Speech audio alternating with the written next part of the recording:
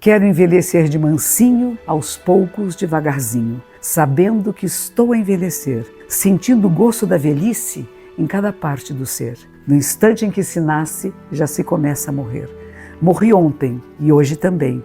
Renasço. Minha continuidade é um descontínuo ir e vir. Continuo morrendo e renascendo a cada instante, bilhões de vezes, em poucas horas. Poetas da minha infância surgem retalhados aos pedaços estilhaçados, sem nome ou sobrenome. Trechos soltos que ficaram gravados na memória, hoje lacerada por excesso de informação. Por que será?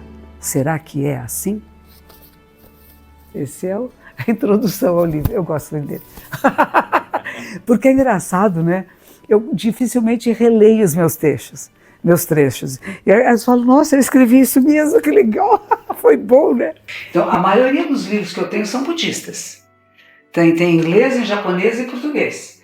É um samurai maravilhoso, Eiji Yoshikawa, que escreveu. E é uma história maravilhosa que fala da cultura japonesa e deste samurai incrível. Eu geralmente procuro não ler livros muito grossos, porque eu não tenho muito tempo. Mas esse foi um que eu li, são 2 volumes, e deu para ler ele inteirinho porque é muito bom.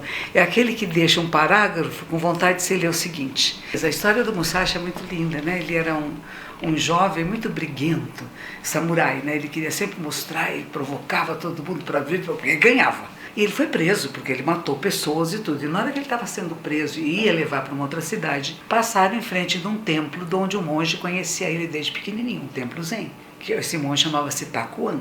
E esse monge olhou para os policiais e disse assim, deixa ele aqui comigo, eu dou um jeito nele. Vocês, em vez de levarem ele para lá, deixa ele aqui. Não, o senhor confia? Confio. Pode deixar comigo, mas vocês vão prender o Musashi de ponta cabeça ali na árvore. E o Musashi fica preso e furioso, né? E os policiais vão embora e começa a cuspir, xingar de todos os nomes. E o monge sentado ali embaixo ri e diz assim, essa sua raivinha pessoal não tira você daí. Se você tivesse uma indignação maior do que você sairia. E ele fala, monge, o que é isso? O senhor me ensina? Ensino, você vai me obedecer? Vou. E ele trancou o Musashi durante 3 anos. Num lugarzinho lá para estudar técnicas de combate, estudar estratégias de guerra e conhecer a si mesmo. Então ele trabalhou o tempo todo com autoconhecimento, com meditação e estratégias de guerra, porque ele era um guerreiro, né? E quando ele sai de lá é outra pessoa. Então ele agora começa a respeitar aqueles com quem ele vai lutar. Um outro livro muito bonito que tem aqui, agora já está traduzido em português, Velho Caminho, Nuvens Brancas. O que o Thich Nhat Hanh tentou fazer? Ele pegou todos os sutras, que são os ensinamentos de Buda, os textos sagrados e reconhecidos como ensinamentos verdadeiros, e fez disso um romance. Então não é nenhum dado inventado, são dados tirados de textos sagrados, só que ele criou um texto agradável de ler, prazeroso de ler. Ainda puseram desenhinhos e tudo mais, tá vendo? É tudo ilustrado. É bem lindinho. Este daqui é um livro de procedimentos em templo. Essa é uma coisa muito específica para monges, né? E veja, os livros japoneses são todos protegidos. Livros que você acha que tem valor, ele tem uma capinha, né? Ainda teria um papel de seda aqui em volta dele. Mas ele mostra os procedimentos, os sinos que você tem que tocar, quando é que as pessoas falam, o que tem que falar, quais são as posições que as pessoas vão ter na sala. É uma coisa assim, é quase que foto por foto. Isso aqui já é um funeral. Então é bem detalhado. O japonês, tudo que ele ensina é com todos os detalhes. Porque esse aqui, mesmo as pessoas que não sabem falar japonês, pela fotografia vai vendo, tá vendo? Olha, como é que a gente deve se vestir, como é que você põe a mãozinha assim, você não joga, porque você diz que quando você vai fazer uma reverência até o chão, que os pés de Buda estão em suas mãos. E você não manda ele para flutuar, né? Então você abaixa e só levanta um pouquinho. Então ele vai mostrando aqui, é bem detalhado, né? O Japão é muito formal. As formalidades daquilo que você faz é muito importante. Quando eu estava lá no Japão, por exemplo, eu ia falar com a minha superiora, e para nós aqui, você ficar de pé é o mais respeitoso, né? Ela estava sentadinha no chão, eu entrava na porta da sala dela e falava com ela. Eles diziam que eu era muito pernóstica, que eu não tinha humildade nenhuma, que eu não me abaixava. E eu não abaixava porque no Brasil você está em pé enquanto o superior não diz para você sentar, é melhor. Mas depois foi passando, fui aprendendo. E o aprendizado do ideograma japonês é uma coisa que você aprendeu lá? Aprendi lá. Você aprendeu lá? Aprendi um pouquinho, eu não sei tudo não, sou semi-alfabetizada, não, quase que analfabeta mesmo. Sei um pouco, alguns caracteres que são mais budistas assim, eu sei, mas tudo não. Tem livro de poesia então é uma dificuldade, né? Então esses aqui são caracteres chineses e aqui tem a leitura em japonês que você faz do caractere chinês e a explicação do texto. Então isso aqui você tem que saber muito japonês e eu não sei. Eu não sei japonês suficiente para isso, né? Daichi quer dizer a grande sabedoria, que é o nome de um monge. E esses aqui são os anais dele de poesia. E quem compilou é esse aqui, que chama Taizan, Grande Montanha. Olha que bonito. Não é uma coisa linda? Primeiro, esse aqui é livro de estudo atual do mosteiro japonês, que é como se fosse naquela época. Tá vendo? É um livro feito à mão, com linhas, né? E aqui, olha, ele tem ilustrações. Olha que bonito. Não é lindinho? Eu acho lindo isso, tá lá. E o que que tem aqui? Tem kanji, kanji são os caracteres chineses. E tem hiragana, que são essas letras que não são... Porque para o japonês ler os caracteres chineses, eles traduzem para a maneira de falar japonesa. E a maneira de falar japonesa, esses caracteres aqui que chama hiragana, o katakana, foram criados por um monge. E o monge criou uma maneira da gente ler os chineses. É bonitinho, eu acho lindo isso, eu adoro isso. Então, esse título é uma frase de Buda. Era Buda que dizia isso, em cada instante nascemos e morremos bilhões de vezes. E ele dizia, apenas um Buda sabe o que é um instante. Não tinha relógio, né? Não tinha celular, não tinha nada disso, né? E os relógios de sol, eles não são tão precisos, né? Então, assim, o instante é o que um homem jovem como você, por exemplo, estala o dedo. Tum! Esse é um instante. E nesse instante estamos nascendo e morrendo milhões. O planeta Terra está vivo. O nosso corpo, ele está se movendo agora, tem células nascendo. Hoje a ciência nos diz isso. Esse carinha falou isso há 2.600 anos atrás. Que tipo de percepção e de compreensão? Através das práticas meditativas que ele chegou a isso. Ele dizia assim, uma analogia que eu gosto, ele dizia assim, imagine que você pusesse 4 arqueiros muito bons, de arco e flecha, né? Excelentes, de costas um para os outros, norte, sul, leste, oeste. E você dava um sinal para eles atirarem as flechas simultaneamente. E ao lado deles tem um corredor, uma pessoa que corre. E esse corredor é capaz de pegar as 4 flechas simultaneamente, quase que simultaneamente, sem cair no chão.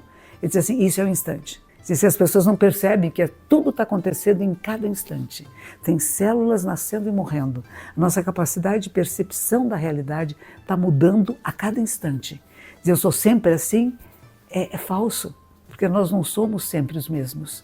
A minha mãe era uma poetisa, ela escrevia poesia e ela era professora de declamação, de como falar essas poesias em público, né? E eu nasci ouvindo ela declamando, então a poesia faz parte da minha vida. Então, eu tinha um namoradinho, chamava Marcelo Nietzsche. Foi o primeiro beijinho que eu dei na minha vida para esse menino. A gente estava numa festinha, a gente trocou um beijinho, eu fiquei, eu tenho um namorado, tô toda faceira. E as minhas coleguinhas de classe estavam aqui em casa, essa aqui era a casa onde eu morava, era a casa da minha mãe. E ele telefonou para mim, eu falei, é o Marcelo, que legal e tal. E aí eu conversei com ele e quando eu acabei de conversar, eu disse mas ele é judeu. Eu falei, e daí? O que quer dizer isso? O que quer dizer judeu? Porque na minha casa ninguém falava esse é judeu, esse não é judeu, né? Não era importante, é ser humano, né? E daí eu fui falar para minha mãe disseram que meu namorado é judeu, o que é judeu? Ela me deu o Diário de Anne Frank e depois estava a peça passando e me levou para assistir. Então como é que ela educava? Contando a partir de uma pessoa judia, de uma criança, que era a minha idade, para eu identificar e saber o que era o absurdo, né, da perseguição ao povo judeu. E aqui em casa a gente tinha toda a coleção de Eça de Queiroz, não está mais aqui, claro, né, de Machado de Assis, acabaram ficando com a minha irmã, mas...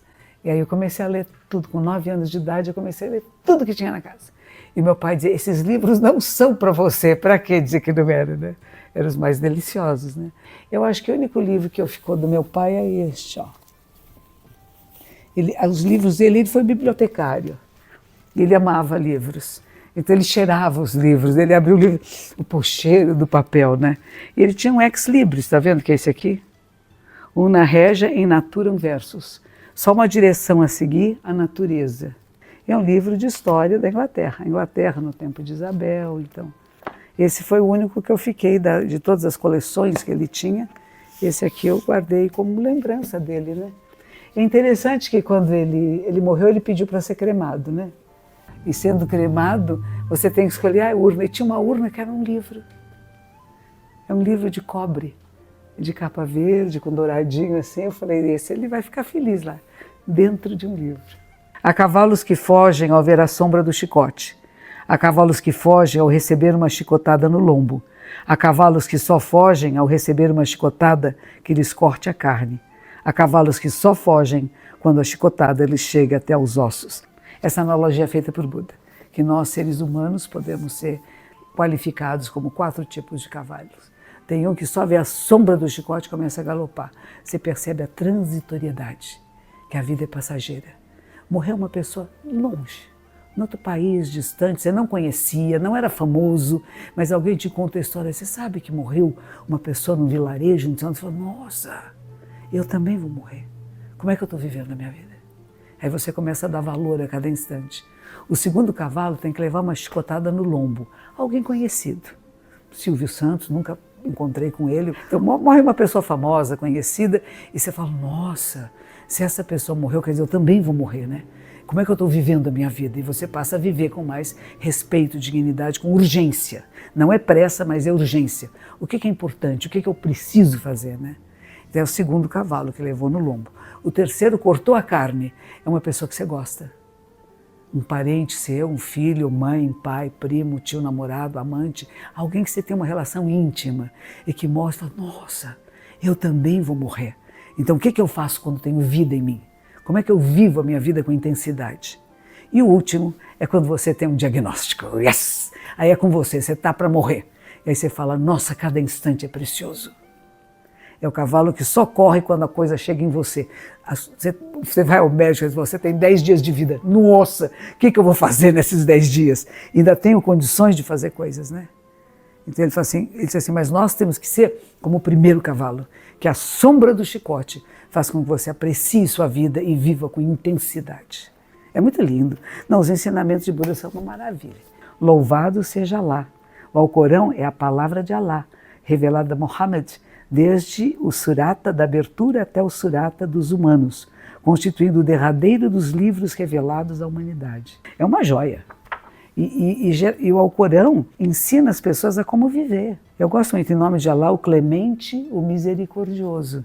Será que nós somos clementes e misericordiosos? Ou nós só queremos a guerra? A própria palavra do Islã significa paz. E a gente acha que são todos guerreiros, criminosos, né? Aquilo que a gente viu em outubro, aquele ataque que fez a Israel e aos meninos que estavam numa dança, num festival, isso não é islamismo. E é isso que eles fazem questão de dizer. Isso aqui é outra coisa joinha também, que é cultura japonesa, que chama wabi-sabi. A impermanência. O wabi-sabi é você saber que nada é fixo, nada é permanente, e que às vezes uma coisa que não é perfeita, ela é mais perfeita do que aquela ideia de perfeição que você tem. Então, quando uma pessoa faz uma caligrafia e faz tudo muito direitinho, isso a máquina faz, a inteligência artificial faz com muita facilidade. Mas conseguir fazer alguma coisa que só você pode fazer, e então a arte tem mais valor por causa disso, e não porque é tudo certinho, mas tem alguma coisa que está faltando. E tem Chico Bento. Livros também, tudo vem com dedicatória, né? Obrigada pela inspiração, e tal. E aí as pessoas mandam, olha que coisa linda, que joia, né? Eu fui na Bienal de São Paulo, já há alguns anos atrás, né? E tinha o editor desse livro, do Abel Ferreira, e falou assim, Monja, vamos trocar um livro, eu te dou um livro do Abel, e você dá um livro seu, autografa para o Abel. Eu falei, claro que sim. Um tempo depois, o editor me telefonou e disse assim, o Abel gostaria de conhecer a senhora, de visitar o seu templo. Ele pode? Eu falei, claro. Marcamos um dia, e tem uns palmeirenses aqui na comunidade, ficaram na maior felicidade, nossa, o Abel do Palmeiras vem aqui, e começaram a me contar coisas que o Abel estava fazendo com o Palmeiras, inclusive com um jogador chamado Rony, que sempre queria fazer um gol de bicicleta, e que o pessoal, menos a mancha verde, todo mundo reclamando, para com isso, faz gol comum. E o Abel disse, não, se ele quer fazer, que faça. Então ele apoiava os jogadores, e ele veio. Ele veio, chegou com a esposa e as 2 filhinhas, e ele sentou bem bonitinho, bem retinho, ele, a esposa e as 2 filhinhas bem bonitinhos, sentadinhos assim. E ele me disse que quando ele estava em Braga, no futebol de Braga, que a psicóloga do time mandava ele assistir os meus vídeos para ver se ele se acalmava um pouco, que ele é uma pessoa muito nervosa, né? Só isso aqui já é uma joia. É uma joia budista, que ele não sabe, mas é. Primeiro, aqui todos somos um só. Então, quando ele está falando de futebol aqui nesse livro, ele está falando da nossa vida. Ele tem frases de sabedoria. O que a gente muitas vezes não está acostumado é de achar que jogador de futebol, técnicos de futebol são pessoas analfabetas ou que não têm sensibilidade, e não é isso, né? Ele vai mostrar um homem muito sensível, né? Ele vai pôr um pedaço de Meteorômeno de Fernando Pessoa, do Ricardo Reis, dizendo: para ser grande, ser inteiro.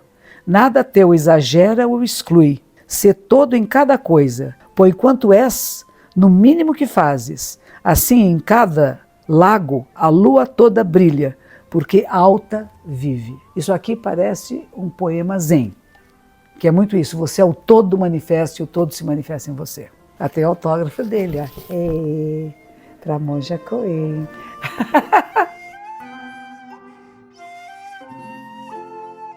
E esses aqui são da minha superiora. Eu ponho pertinho para ter as bênçãos dela. Abençoado.